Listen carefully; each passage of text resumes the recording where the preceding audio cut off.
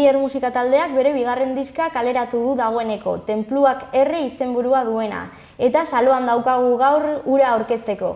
Arratsaldeon bioi. Arratsaldeon. Zer modu zaudete? Ondo. Bueno, lan berri horrekin ez, pozik pentsatzen dut. Bai, oso pozik gelditu gara, egia esan. Ja erditu dugu eta ja baina disfrutatzen. Zer nolako diska da? Zer aurkituko dugu? Da guk deitu diogu pixkat Lier 2.0 moduko bat.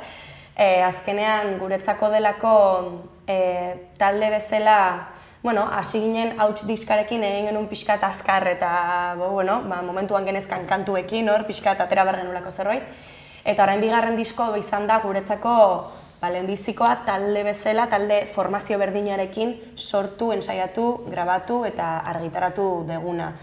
Eta gero bestalde, aurreko diskarekin konparatuz askoz ere kontundenteagoa delako, bai letra, bai musikaldetik, rockeroago edo pixkatabanik hori zentratu dugulako gehiago rockean. Orduan. Eta konplexuagoa, elaboratuagoa. Hamenka abesti dira, ez? Bai, hori, Lidiek esan duen bezala pixkat egin biharrean aurrekoak zituen 9 kanta eta praktikamente izan zian 9 estilo iaia. Eta hain gontan 11 horiek nik uste zentratu ditugula hiru estilo edo hiru kolore aurki daitezke nik esango nuke diskoan. Baina rockaren barne. Bai. Denak rockaren barruan sartuko lirateke. Bai, rock, stoner... Bai, etiketen duan igaldu iten naiz, eta gero hori tipikoa ez aizkigula gustatzen etiketak, orduan. Eta letren aldetik ze aurkituko dugu? Letrak pixkat askotarikoak dira, ez? Baina, bai, Tenpluak erre tituluak biltzen duen gaia kanta batean baino gehiagotan jorratu dugu, eta pixkat tituluarekin kritika egin nahi izan diogu Euskal Herriko, Euskal Herrian mugitzea, baina supongo kanpoan ere berdin egongo direla, Euskal Herriko industria kulturalari, batez ere musikalari, pixkat gaudelako zirkulo bizioso batean sartuta, azkenen artista, programatzaile eta publikoaren artean ez degulako lortzen arteak pixkat aurrera egitea, ez? Gaude pixkat estilo, praktika eta publiko berdinarekin hor bueltaka denbora guztian, badaude hor tenplu batzuk, beti jarraitzen dutenak hor, eta tenplu horiek ez dakate errurik, baina sistema horren barruan ez dugu lortzen oraindik ahotsik ez daukaten beste espektro guztiek ahotsa edukitzea. Eta pixkat hori kritikatu edo zalantzan jarri nahi genuen titulu honekin pixkat kontundentea da, baina Bai, pixka bat tenpluak baino joera horiek kuestionatzea. Eta, esan nahi nuen letrak batzuk horri buruz hitz egiten dute, kanta batek baino gehiagok, gero daude gaiak askotarikoak, errua, pixkat turismo masiboa, zegu Donosti inguruan ibiltzea orduan turismo masiboaren kontrako pixkat ere serki bat, gero ez dakit, beldurrak ez dakit, pixkat denetik. Bai, igualdia gai inkomodoak edo, ez du jazten pozik dagoenean, ze pozik dagoenean kalian dago, ez dakit bestetzen gabil, orduan. Pixka bat inkomoda edo ilun dagoenean, galderak sortzen dituzten gai. Ateratzen zaizkio azkenean horretarako da ere kultura, ez? Eragiteko edo... Bai, pixkat kontzientzia gaztintzeko, ez? Horrela ulertzen dugu behintzat. Maitasun kantak dira gehienak daudenak, ez? Maitasuna da gehien jorratzen den gaia, baina ni justamente horrek ez nago bultzatzen letrak idaztera. Eta pentsatzen dut gero ere kantak ateratzerakoan jendearen erantzuna ikustea, ez azkenean ere jende askoren, nola ikusten duzuen erantzun hori? Jendea erreflexatuta ikusten alda edo...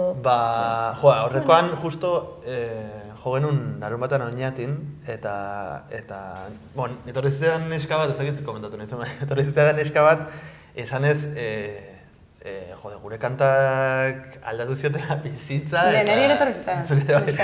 Eta, ostia, bai, asko lagundu jazute, eta ez dakitze, eta igual hor ikusten duzu noaino iristen den iten dezuna, ez? Eta gero egia da ere gaur egun pixka bat ikusten da jendea dagoela, ez dakit, somniferoakin hor lo, eta guk egiten dugun ditugun kantak eta letrak gaur egun gizartean pixkanaka, baina hor sartzen nahi diala ikustea,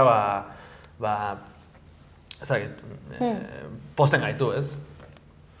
Bai, nik esan nahi nuen, nire ustez duela 20-30 urte, letra kritikoek publikoarengan eragin positiboagoa zutela. Ez dakit, kritika egitea edo rock pixkat, bueno, rock radikal asko eta itzen zena, ez? Asko ze bogan gehiago zegoen, ez? Eta nire iruditzen zait gaur egun jendeak uste duela ez dituela behar horrelako letrak, baina pixkat ez gaudelako horren gaizki edo, baina nire ustez gaude duela 20 urte baino okerrago zentzu batzutan, orduan. Baina badago jendea interpretatzen dituenak ondo gure letrak eta uste duenak gu bezala horrelako letrak behar direla. Nik uste, oandala 20-30 urteko letrak gai asko errein diala, ez? Horren bestetan... Baina baditugu beste arazo batzuk. Bai, guk segurazki igual gai berdinak tratatu ditugu, baina beste angulo batetik, ez? Eta ikuspuntu berri batetik agian. Bai, azkenean ere testu inguruak, edo egoerak aldatuz doaz, ez? Ez da berdina orain dela 20 urte. Bai.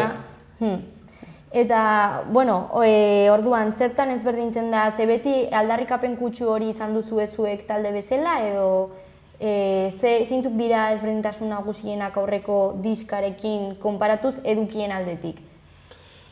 Edukien aldetik, nik uste, esango nuke musikalki garatu dugun bezala kantua edo, nik uste lidek letren aldetik ere eman diela buelta asko letrei, ez dela izan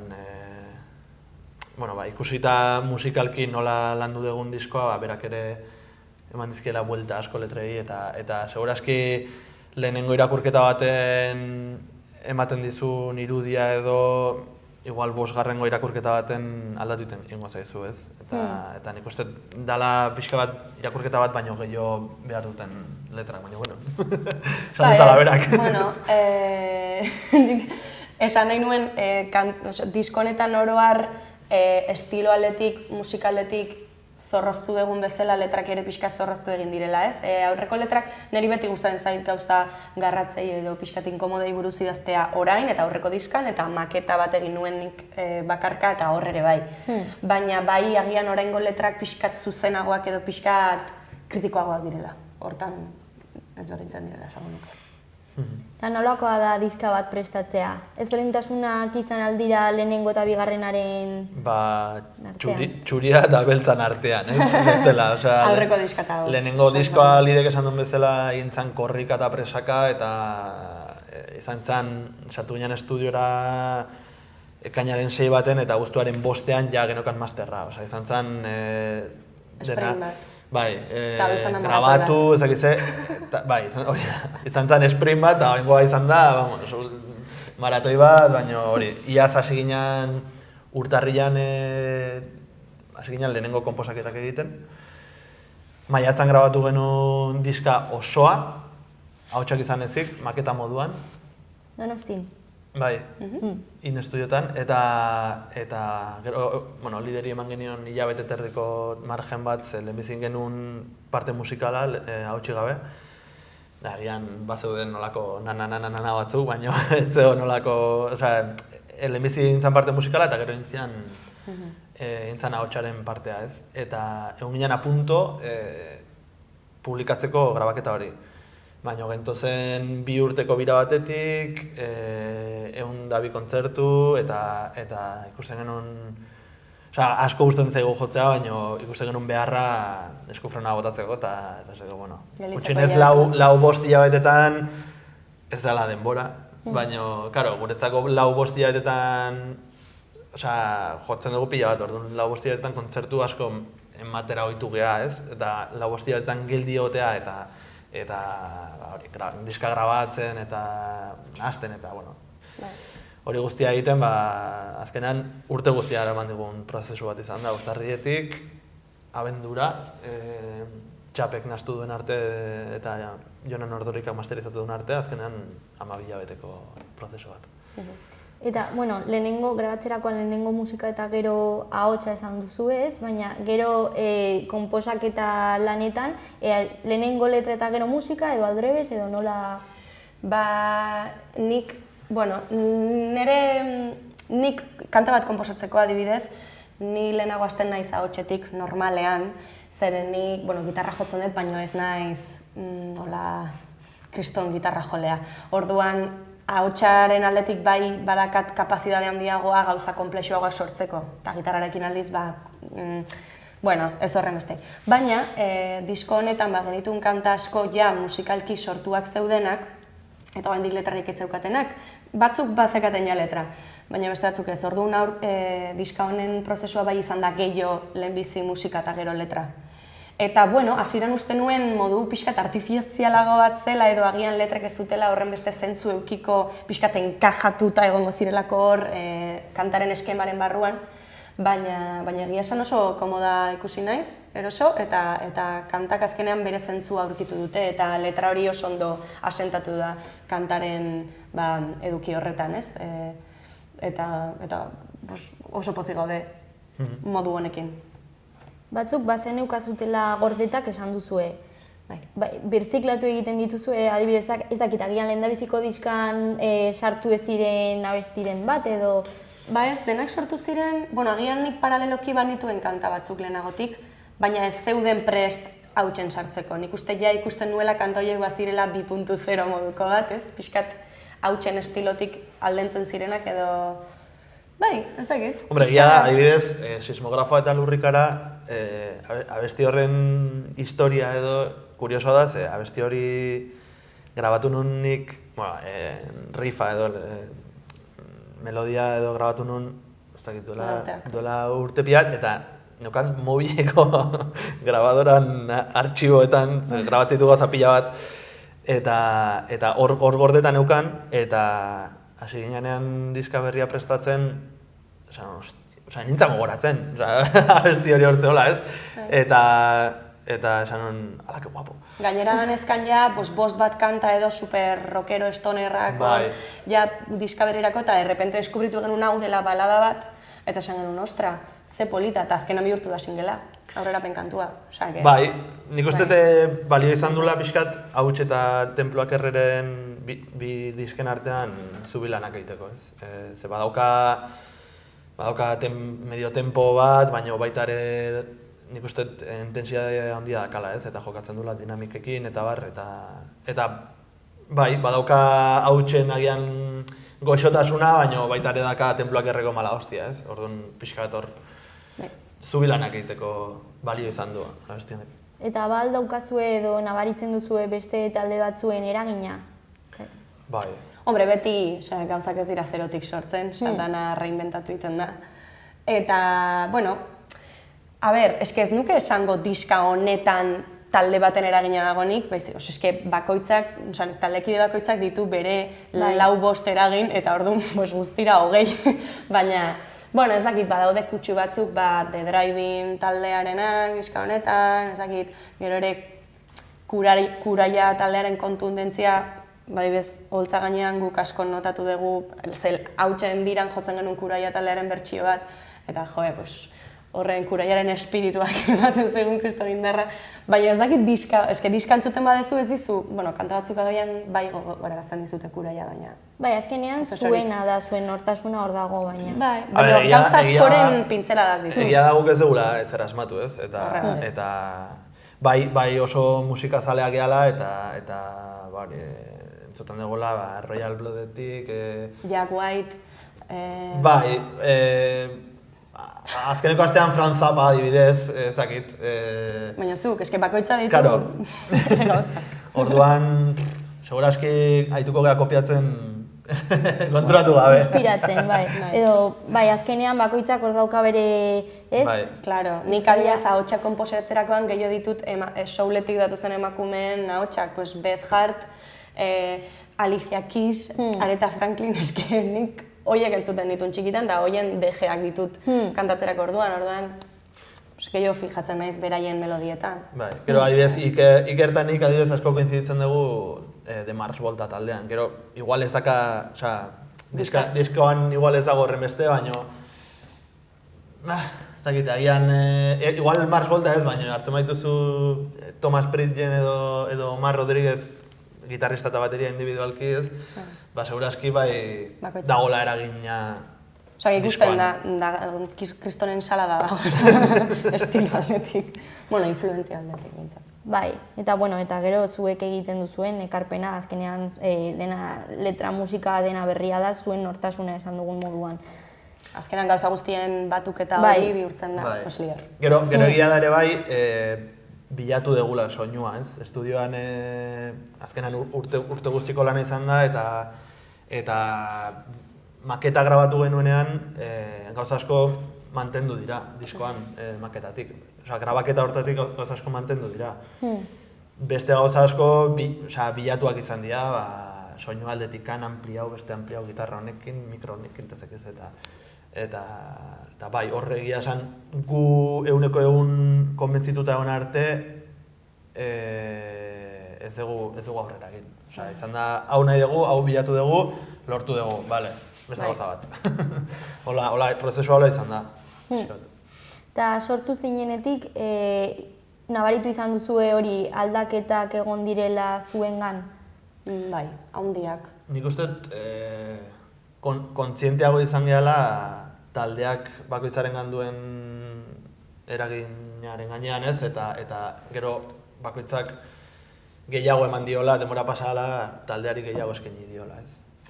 Eta nik uste oso pozik gelditu gehala diska honekin, ze sentsazio dakagu bakoitzak bere aldetik eman duela momentu honetan genekan ia 100%.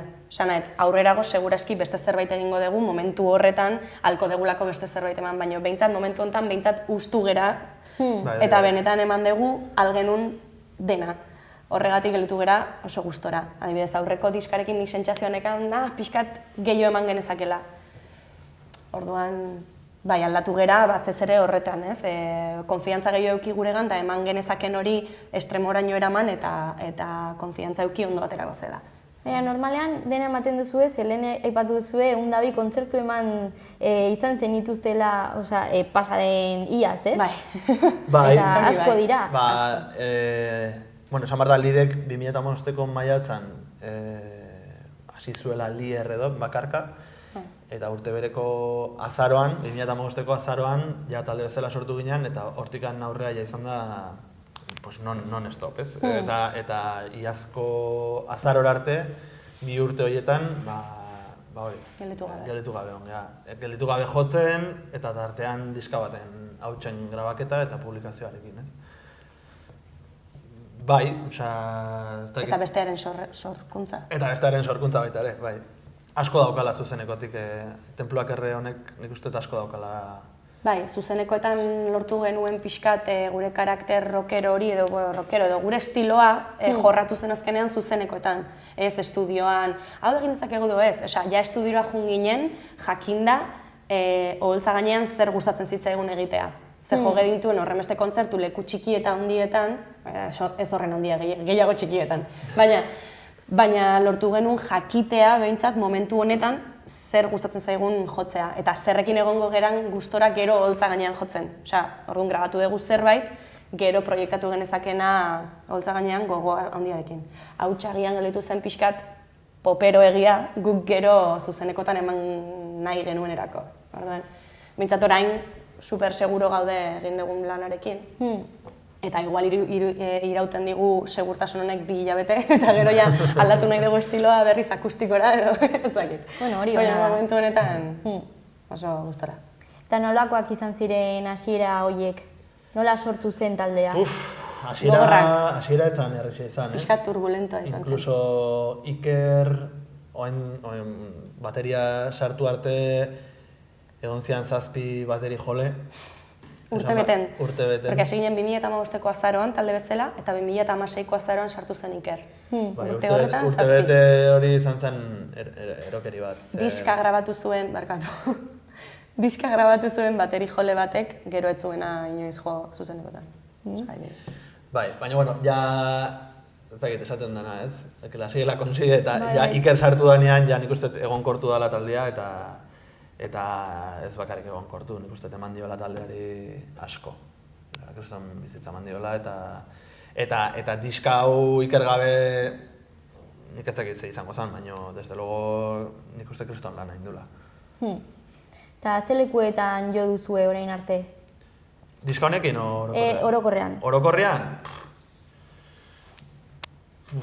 Askotan. Leku askotan, ez dakit, jodegu Euskal Herri mailan lidek esan duen bezala leku txikitan, gaztetxe askotan eta bar, leku handiagotan ere, herriko jaietan eta jo izan dugu. Atera gera Kataluniara, egin genuen bira bat Europatik ere bai, eta bezakit, pixkat gure terrena dira gaztetxeak eta pixkat gune autogestionatuak, ez. Hor, eguneko 85, 90 hor muitzen gara. Eta anekdotaren bat alduzu edo... Anekdotak... asko, pentsatzen dut. Niakat memoria oso txarra, Lasai. baina ez dakit, Europako biran nik esango nuke... Ez dakit, Iker gatu zen hor Berlinen bakarrik, ez dakit. Bueno, ez dakit. Bai konturatu ginela Europa mailan gaztek gehiago egiten dutela elektronika, eta gure kontzertutara gehiago gerturatzen zirela jende heldua, eta esaten zigula, jo, eskerrak, ez du bezalako gazteak oraindik dauden roka jotzen, eta Euskal Herrian, bueno, roka gaur egun gehienek ez dute egiten, baina bai organikoa, ez? Osea, bueno, gero eta gehiago dago elektronikaren munduan sartuta dagona, edo DJ-ak eramaten dituena, baina ez horren beste, Europan gehiago da. Bai, gu gehiago gara amplia piztu eta azkazalak eta behatzak txikitu gitarra jotzen, ez? Horitakoak. Eta zuei pertsonalki zer da musikak egiten dizuen ekarpena, zein da? Dana, eske... Bai, super romantikoa da, baina... Bai, eske musika da, joe. Momentu honetan gainera, justamente, eske nire bizitzako eguneko oso handi bat da musika. Bueno, momentu honetan lan egiten dut musika denda baten, gainera. Ez dakit. Bai, adibidez, hori, komentatu duguna. Egon geha aurreko astean 4 kontzertu ditugu, jende langilea, bakoitzak bere lana du, eta fisikoki eta mentalki asko nekatzen du, ez? Eta ez balitz musikarengatik, hori ez balitz arrazoia izango balitz, ez dakit, lan moduan hartuko bagenu, askoz ere, ez dakit, nekatuago edo ezberdin eragingo liguke, ez? Nik uste musikak egiten duena da ilusio hori eta jotzeko gogoak edukitzea eta... Musikari izateko behar dezu bokazio kristona zeren. Bueno, bai, izan zitezke musikaria eta jo kontzertu bat hilabetean eta itxoin zuri deitzea eta hori agian erresagoa da. Baina dedikatzen bazea de pleno eta bali badakazu proiektu bat nahi dezuna aurrera eraman eta pixka zure helburuak markatu eta horiek lortzera bideratu, musika da super sakrifikatua. Orduan, eske izan behar da zuretzako zure bizitzaren portzentai handi bat. Bestela ez du funtzionatzen. Guretzako musika ez da gitarra hartu eta jotzea edo... Edo lokalera joan eta birra pare bat hartu eta jo. Guretzako musika igual da gehiago kontzertua bilatzea, egotea pentsatzen oain eta dugu hau, baina ja txadakagu pixkator arra hemen, ez, pixkat, joda, besti berriak eta... Orduan, kontzertua bilatu, beste bideoklip bat nahi dugu egin, ezakitzen beti, horren inguruan pentsatzen nahi ez, orduan hori da guretzako musika, ez. Orain dela, hilabete bat kaleratu zenuten bigarren diska hau, eta bideoklipa ere daukazue. Bai, bideoklipa egin dute, aurreko bideoklipa egin lan talde berdinak, Artifikzioko lagunak, eta errepikatu dugu baiekin, ze ulertu zuten oso ondo, karo, gu genen eman 2017 osoa diska lantzen hor, zu geldotan, poliki ezakize, eta baiek ideia hori edo filosofia hori barneratu zuten, eta nahi izan zuten baita ere egin, bideoklipa modu berdinean, ez? Eta egon dira hilabete terdi, hilabete bideoklipa egiten, hor Nafarroko iparraldeko menditan eta bar, eta nik uste, pixka bat ulertu dutela, ez? Gure lan egiteko modua eta aplikatu dutela, soinuan beharrean edo musikan beharrean iruditan, ez? Eta bideoklipa izan da Sismografoa eta Lurrikara gure aurrerapen kantaren bideoklipa, hain zuzen, da diskaren 3. kanta. Eta, azkenean oso gauza, polita atera da guretzako. Bai, da pixka bat diska bezala, ez? Haude historia desberdinak, badauka okre kolore hori, ez? Zer nik nahiko sinestesiko naiz eta nik entzutetenean diska nahi kolore hori etortzen zai burura, ez? Eta eta behaiei ere bai, eta orduan, ezakit, oso kontentu gaude.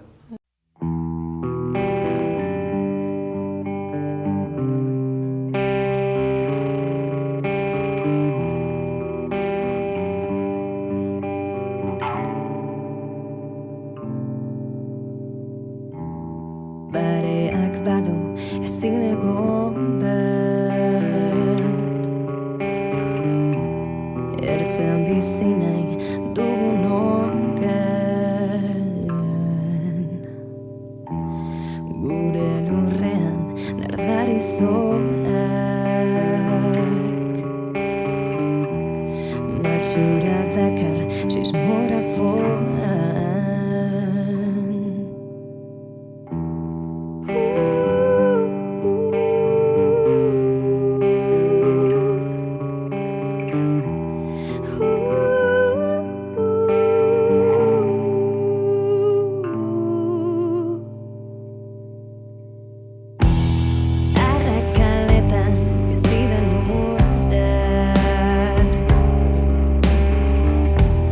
Badu zer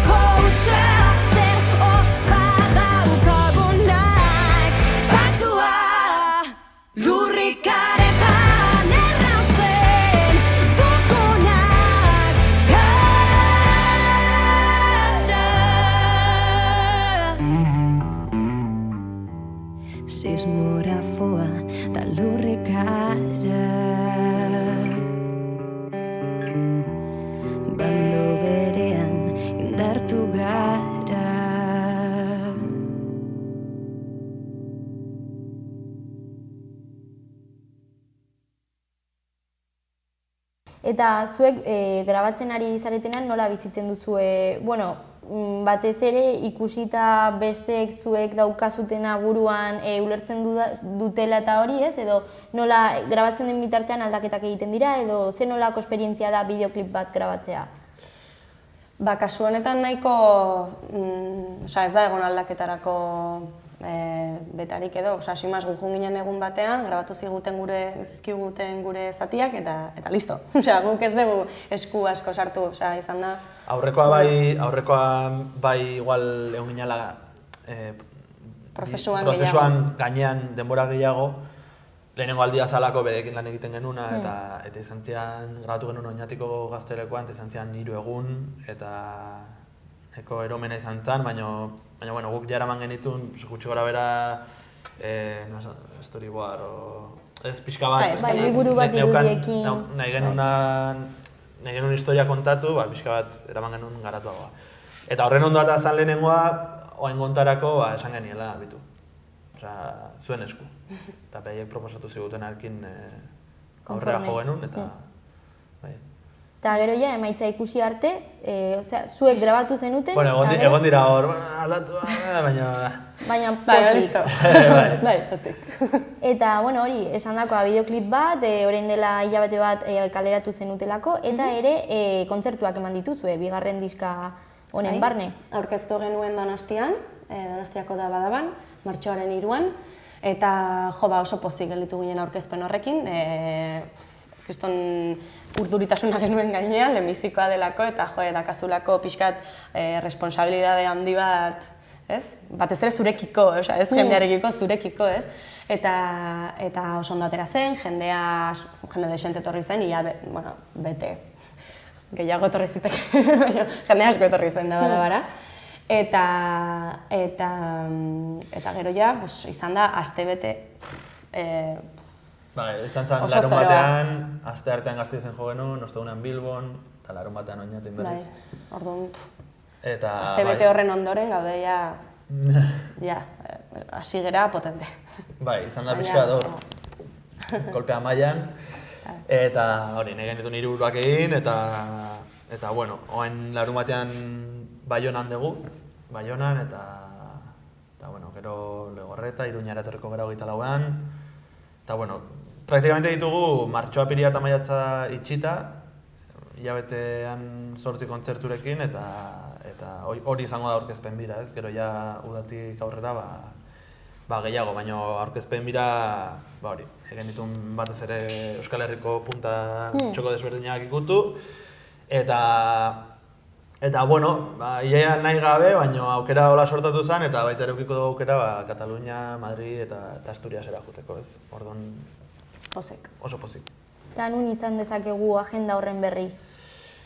Gure sare sozialetan, normalean nahiko aktiboak gara sare sozialetan, eta dakagu Facebooka, Instagram eta Twitter. Eta bertan beti publikatzen ari gera, ia egunero, baina astean desentetan gure agenda. Oraingoz martxokoarekin gabiltza bueltaka. Orain, Baionan joko dugu 16ean ostirala, eta Iruñean joko dugu 24ean, terminalen. Eta orduan, hori anuntziatzen gabiltza oraingoz, eta gero ja apirilekoak anuntziatzen hasiko gera, beranduago. Eta diskari dagokionez, entzungai dago edo zati batzuk behintzatez YouTubeen? Bai, dago, diska osorik aurkitu daiteke YouTubeen, baita singlea eta bideoklipa, eta gero plataforma digital guztietan sartu dugu, bai iTunes, Spotify eta guzti horietan, ezakit zenbatetan. Eta zuen kontzertuetan eskuratzeko aukera izango alda, ez? Bai, fisikoan guk nahiago dugu kontzertuan erostea, eta bestela dago elkarren dendetan. Dena orain joan den bezain ederki joatea, eta mila esker hemen gurekin tartetxo hau egoteagatik. Eskerrik asko. Eskerrik asko. Ondo izan. Berdin.